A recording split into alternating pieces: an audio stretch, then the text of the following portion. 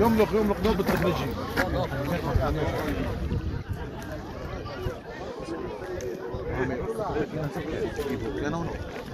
الكوبري هناك هو الكوبري هو عالي ولا لا تطلع هو عالي.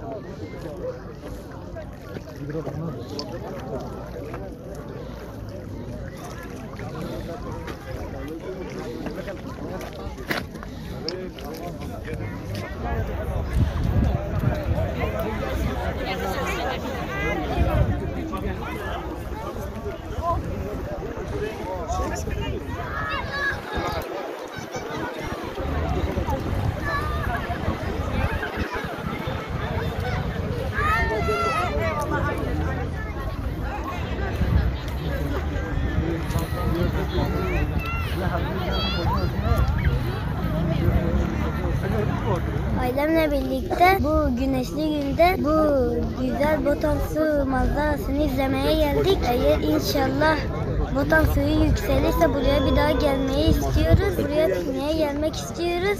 İnşallah ne kadar olursa olsun bu piknik yerleri güzelce bile kalır. Ailemle buraya bakmaya birazcık keşfetmeye geldik. Bu güzel manzaranın biz de ailece tadını çıkarmak istedik. Gördüğünüz gibi yeni vapurlarımız Siirt'e geldi. Çok güzel.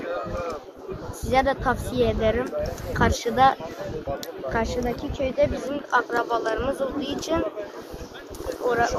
yola bir köprü yapmak istiyoruz. Bunu da belediyemizden istiyoruz artık. Bizi kırmazlarsa sevinirim. Öncelikle Siirt halkı olarak bu barajın oluşu bizi çok memnun etti.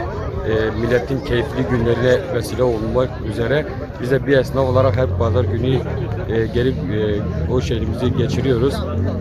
Herkesten Allah razı olsun diyoruz. Siirt'imize hayırlı olsun diyorum. Arkadaşlarla beraber Ilısu Barajı'nı izlemeye geldik.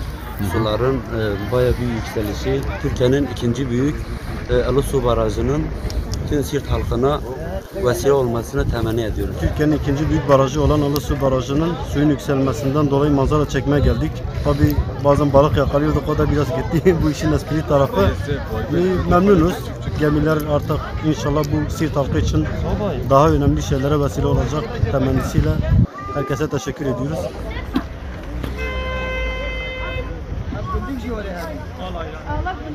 Tamam